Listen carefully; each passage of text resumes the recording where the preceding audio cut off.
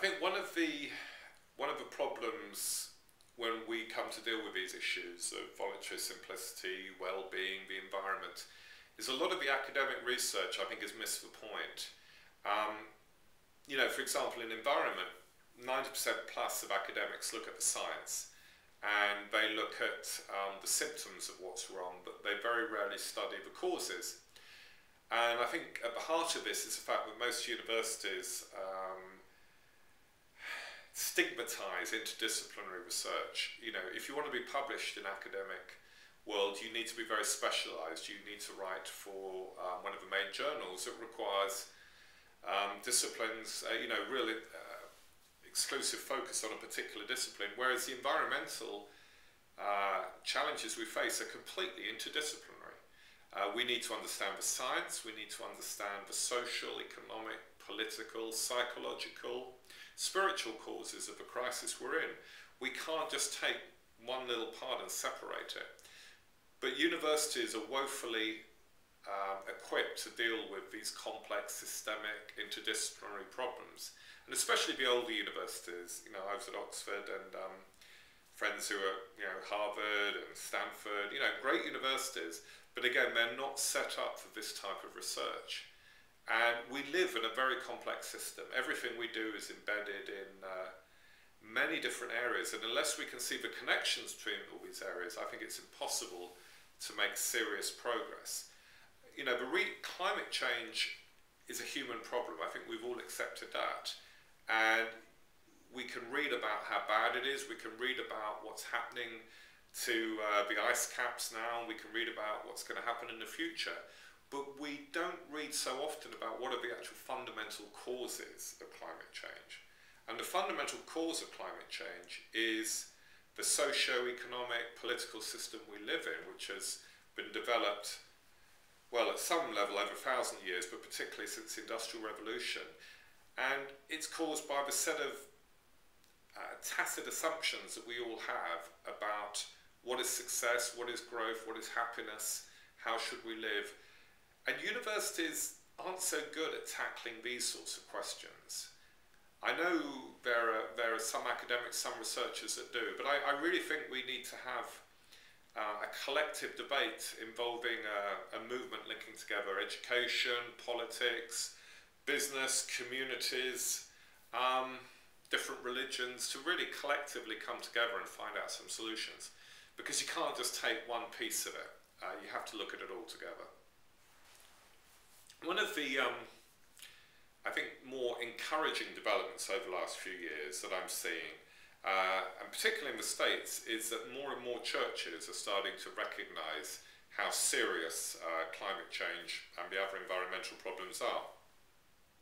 And there's increasingly groups and coalitions of churches, including evangelical churches, who realize that one of the primary messages of Christianity is that we're stewards of the earth.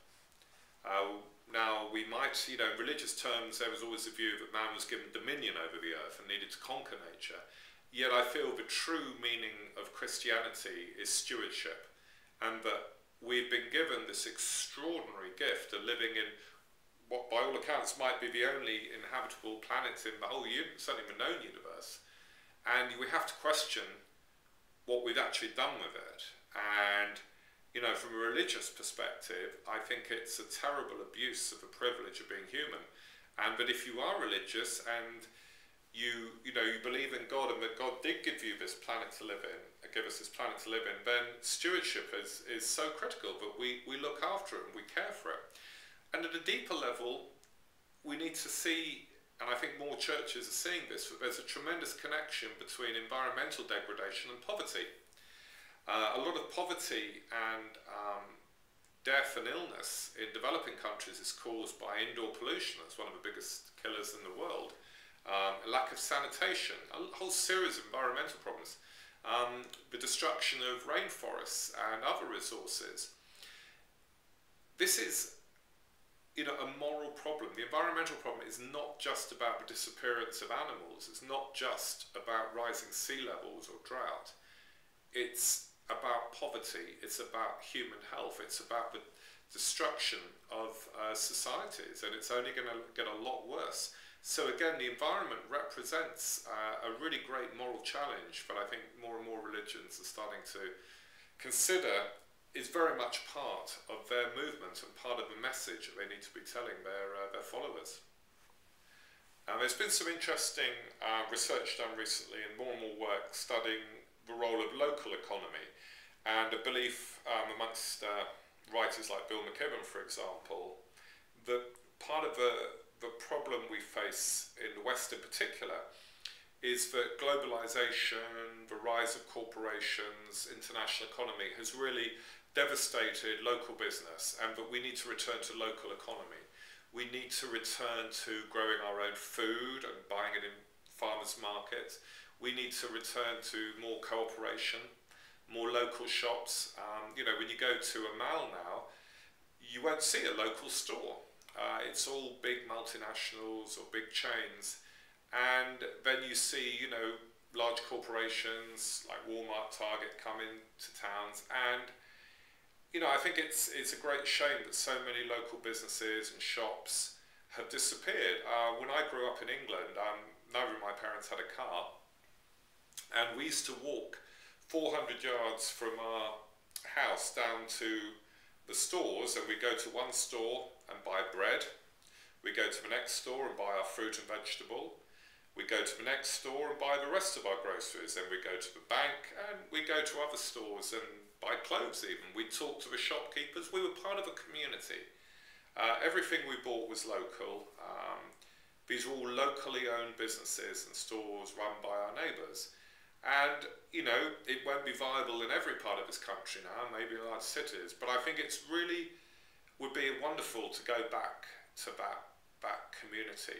In my book, on Groundhog Day, the movie Groundhog Day, a lot of the changes that happened in that movie were about the main character, Phil Connors, coming in from a big city of Pittsburgh into this tiny town, Punxsutawney, and he hated it at first. He thought it was boring, it was full of hicks, it was ridiculous, and just wanted to get out straight away. But then he learned to love this town, and he learned to love it because he developed a connection with the local people. He started to pay attention and get a feel for the pace and rhythm of the life of a small town. He started to know the people and their individual stories. He felt a deep sense of connection and place. And that movie for me sums up the potential for us to rediscover what home means and what place means. It's like we're all searching for something. We think we're searching off of the big lights of a city for the next experience to travel, but I actually think we're searching for something much deeper and more fundamental. I think we're searching for home. And I think we're searching to return to a sense of peace, connection, love, well-being. And I think we can really embody that in the local economy. So it's not just about business, it's not just about where things are manufactured or sold. It's much deeper than that. It's archetypal. And my hope is that, again, with the recession taking place, there will be a lot of casualties here, but my hope is that there will be a return to communities that really mean something.